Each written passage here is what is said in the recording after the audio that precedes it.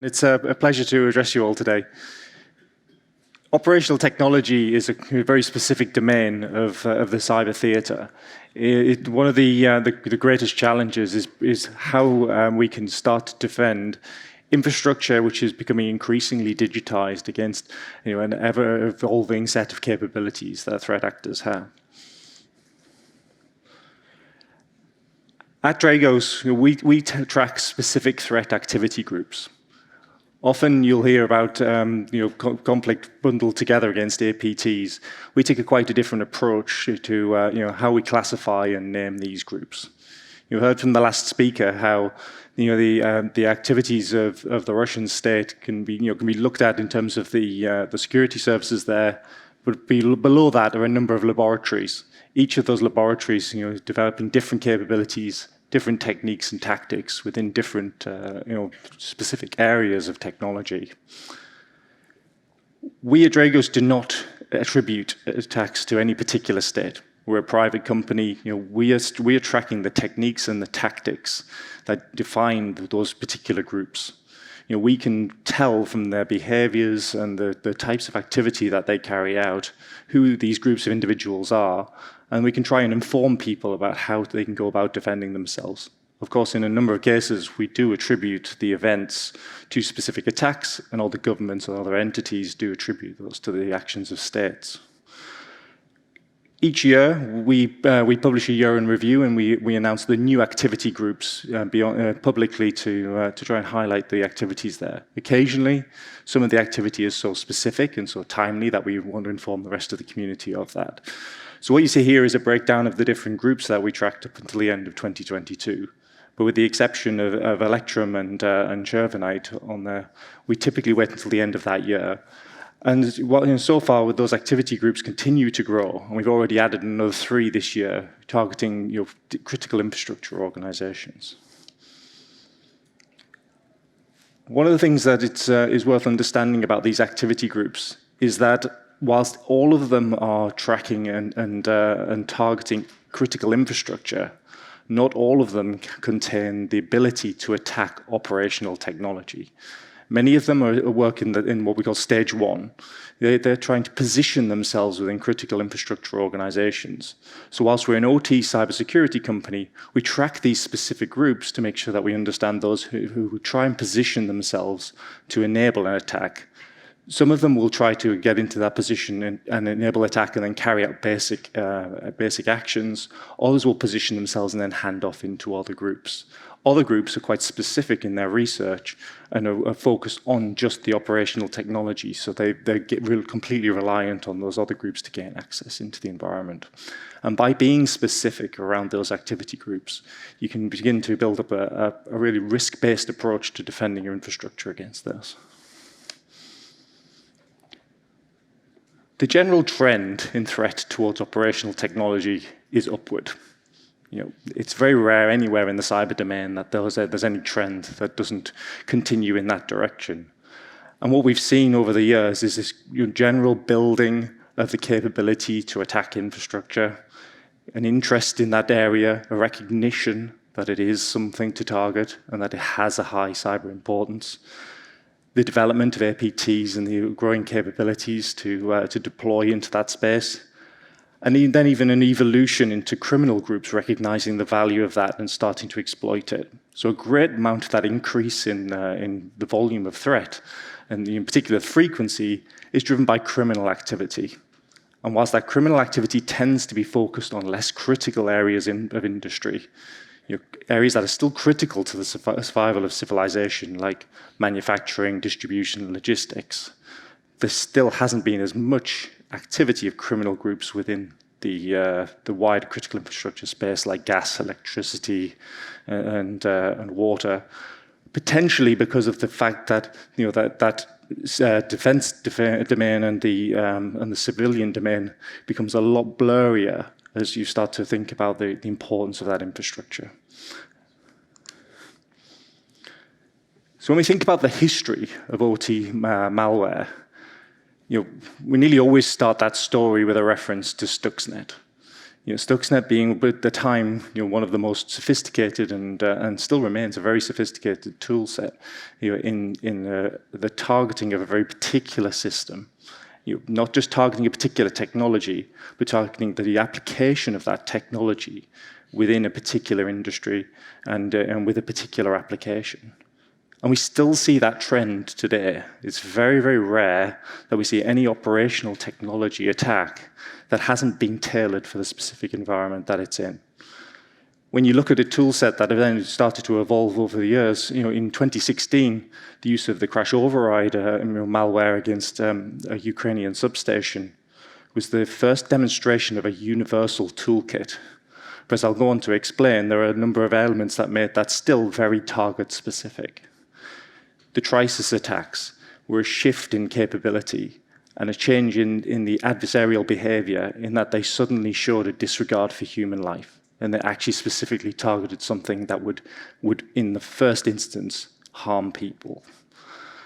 And then we move on to more advanced capabilities, and we see a real shift and almost a forking in how these tools are used, with a real increase in sophistication of tools in the application of Pipedream. But in the case of InDestroyer 2, actually a reuse and focusing of previously developed techniques and tactics. So if we take CrashOverride as a place to start, CrashOverride was a piece of malware that was developed to attack substations in the electricity domain. Previous attacks on power grids had started a level above.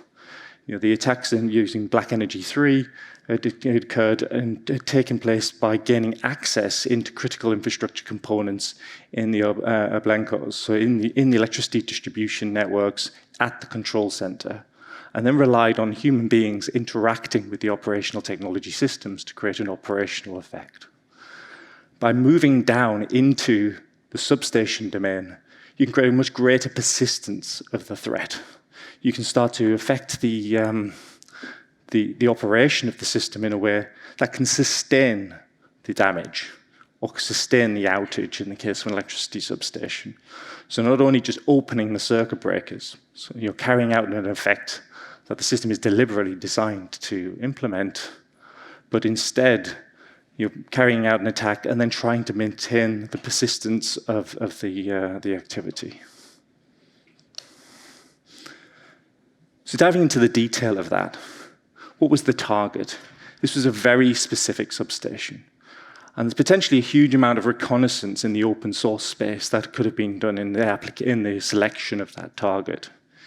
This substation in northern Ukraine was fed by a small number of high voltage transmission lines, but as you can see from the below diagram there, had a very, very high number of low voltage circuits coming from it, meaning that it was a single point of failure within the electricity network. All of this information is in the open source domain, so target selection for operational technology can often be, play a great part in how the target is chosen, how the malware is then developed around it, and can be of great concern when you start to think about things like the CIA triad. Quite often in operational technology, people think that confidentiality is not important. The telemetry that you see within the sites isn't containing sensitive information. So people start to think that confidentiality doesn't matter, that encryption technologies and the like don't necessarily need to apply.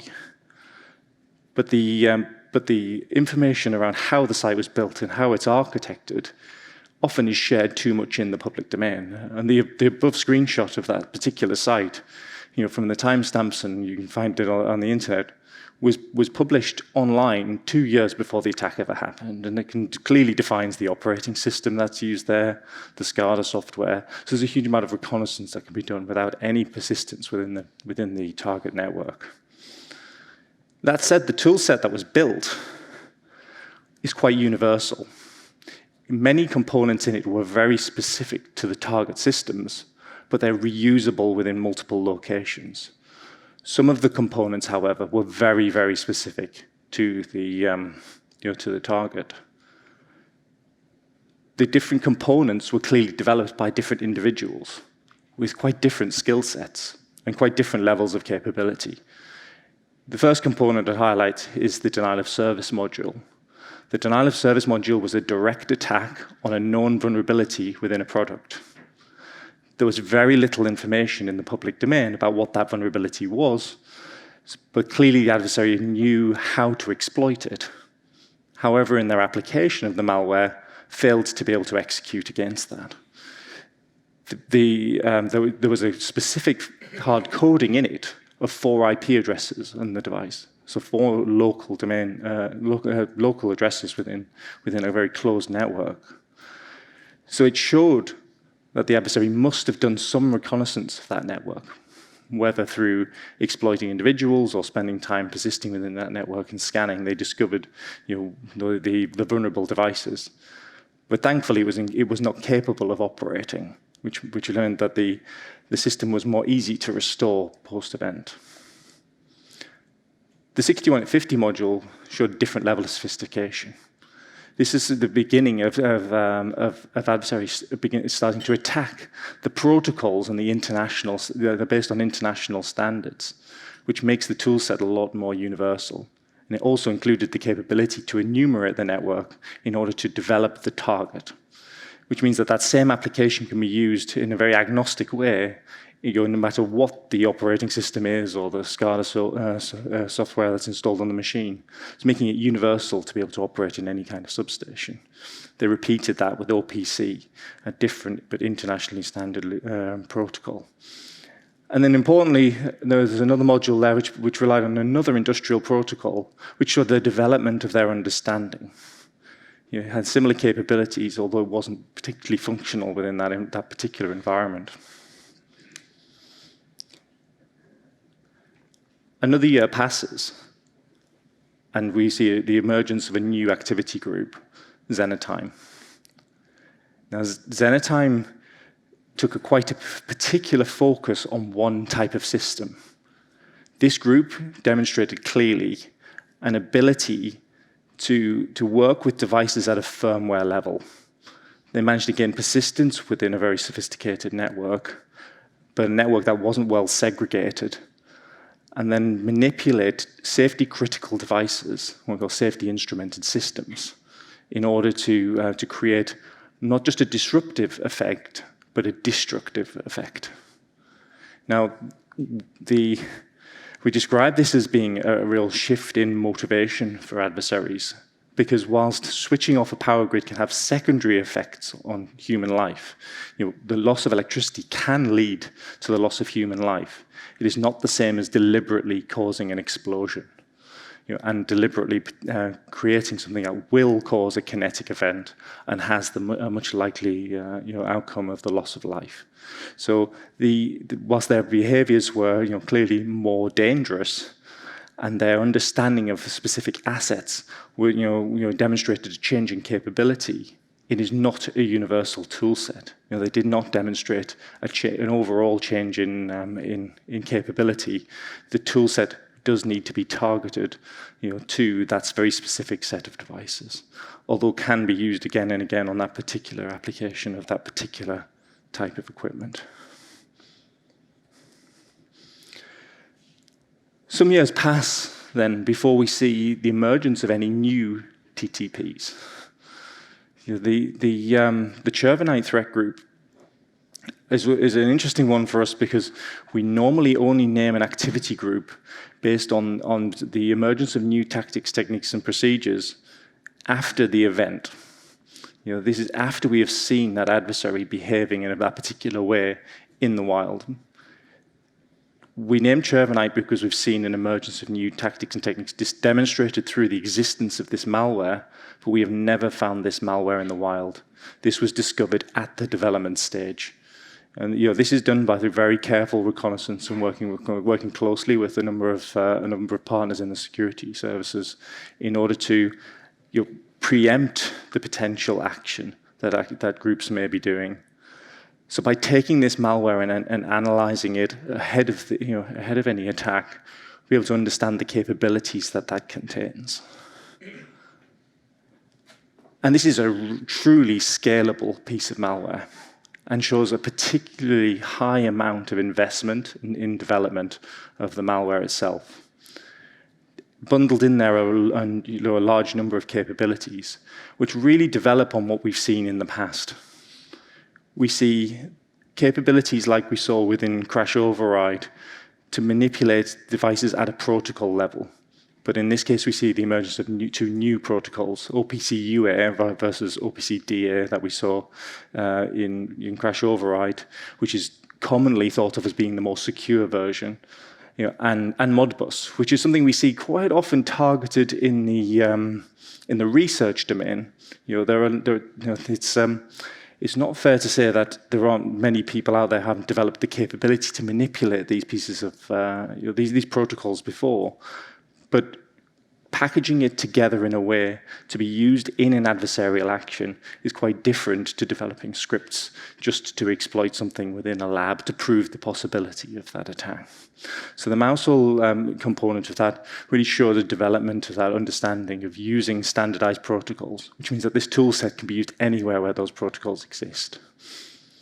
With Eva Scholar and Bad Omen, we saw, again, an understanding of devices at a new level, targeting commonly used subcomponents of devices.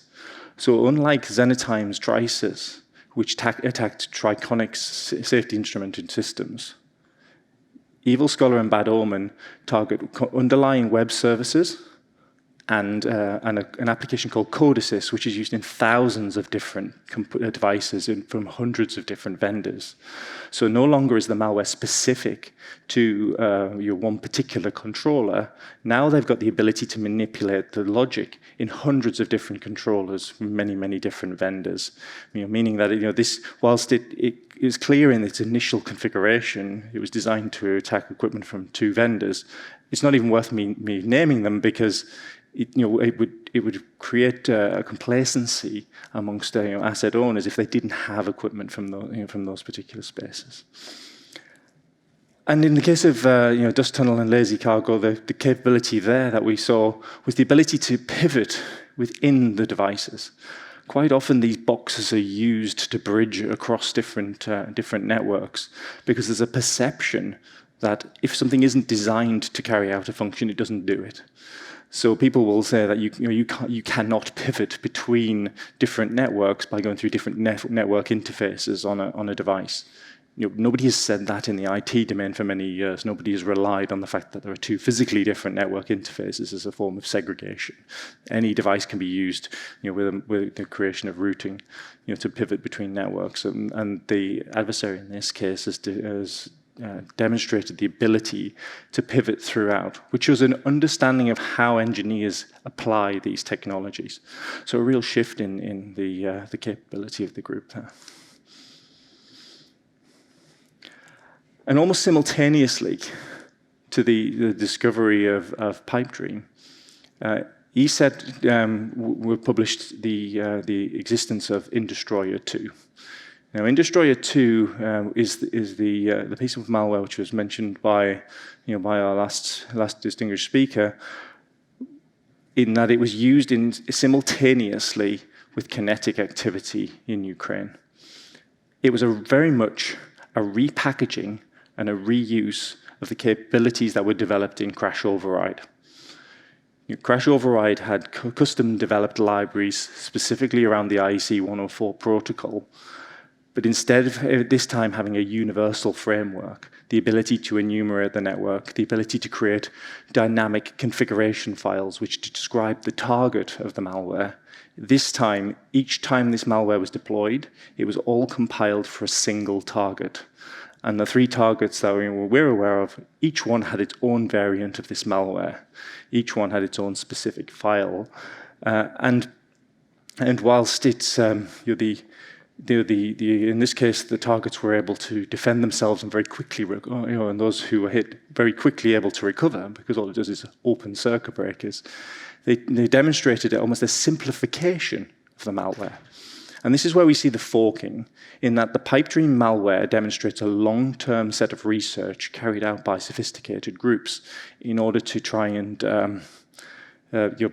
move the game forward and demonstrate a great level of capability, but yet something we haven't seen in the wild. But when we look at the activity that's taken place in Ukraine in the last 12 months and beyond, what they've shown is a reuse of existing techniques and tactics, which means that it's defendable. We can start, because we understand what those things are, and we can start to learn from them, we can defend against them. But the adversaries also know that in many of these infrastructure organizations, they can't move quick enough to actually defend. Why burn new tradecraft when you can reuse old tradecraft? So this is a relatively simple reuse of existing capabilities. They were 6 years old, effectively, this malware framework when it was used. How often can we say that in the world of ransomware in IT, that you could retake and repackage a very simple piece of malware from 6 years ago and use it again against a sophisticated target?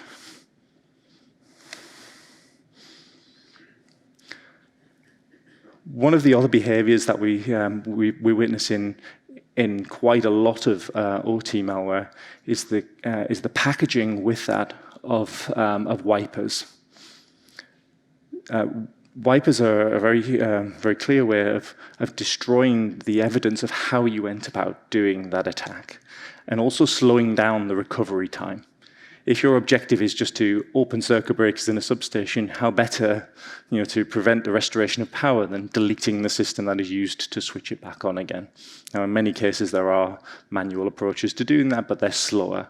So it hinders recovery. It's also very difficult often to take backups within the operational technology environment.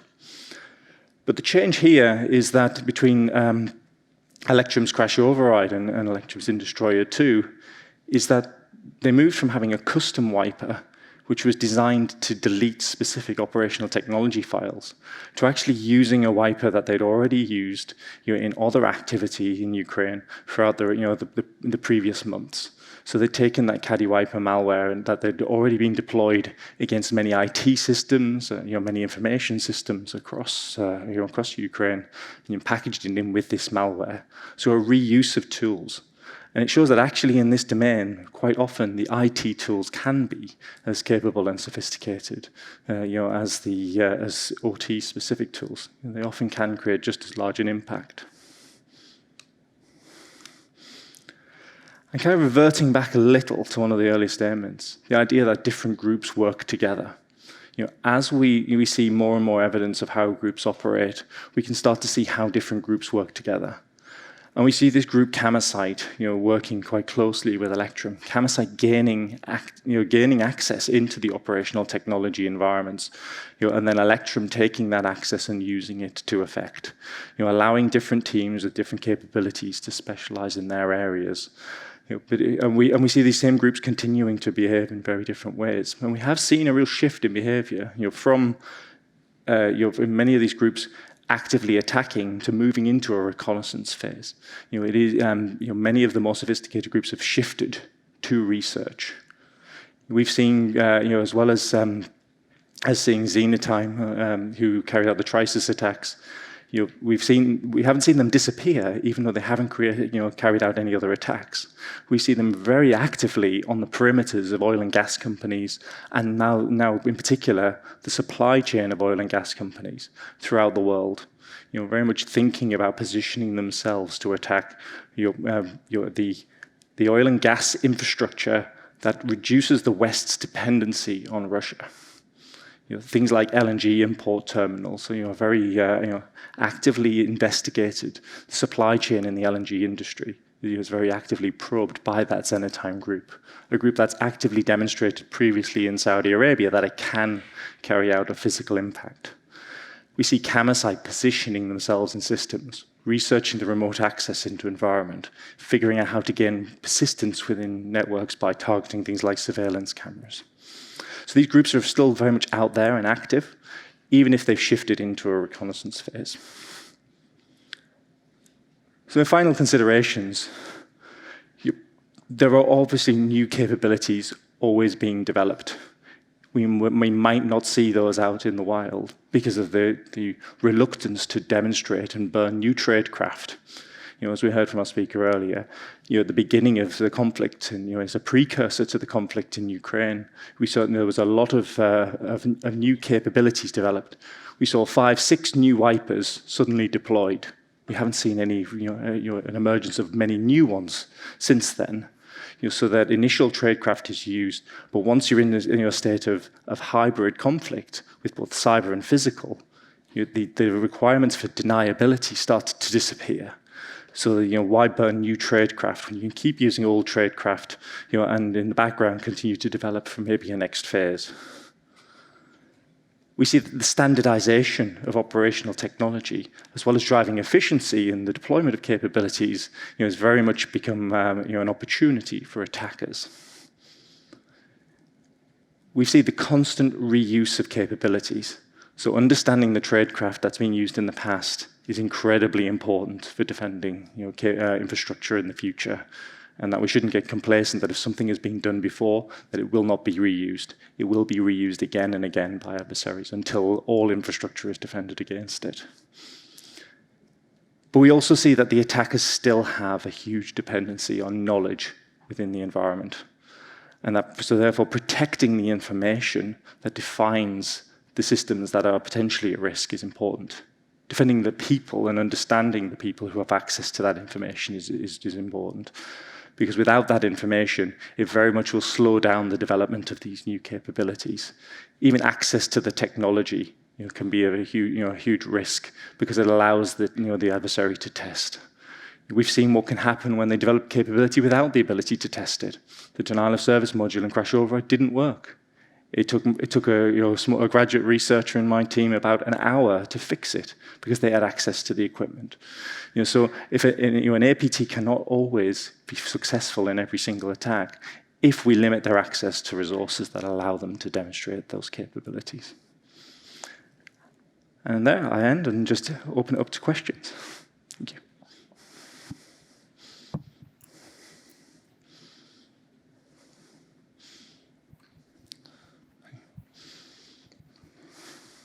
Hi, my name is Talita, and I'm with Chatham House. I'm not a cybersecurity expert. I'm a lawyer.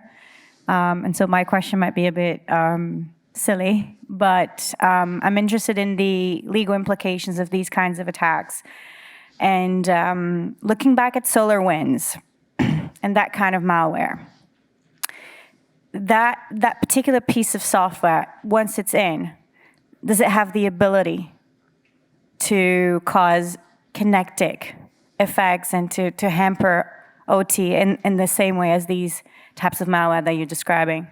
And is this a general thing with any type of similar malware? Thank you. Yeah. So in the case of SolarWinds, it's very much around the reliance that many organizations have on management tools within the environment, on cloud connectivity. Now, it wasn't a precursor to, it isn't a mandatory requirement for the users of these tools to use that cloud connectivity, but many chose to do so. And when it was discovered that it was being exploited in the way that it was, I was involved in the huge scramble of all organizations to try and figure out where was it, where was this tool used. It is very much a stage 1 capability, in this space, and it was used by groups to gain access into these spaces. It cannot on its own create that kinetic event, but it can create access into the environment. And the general trend we see in industry as a whole is a reliance on external connectivity and a reliance on the supply chain.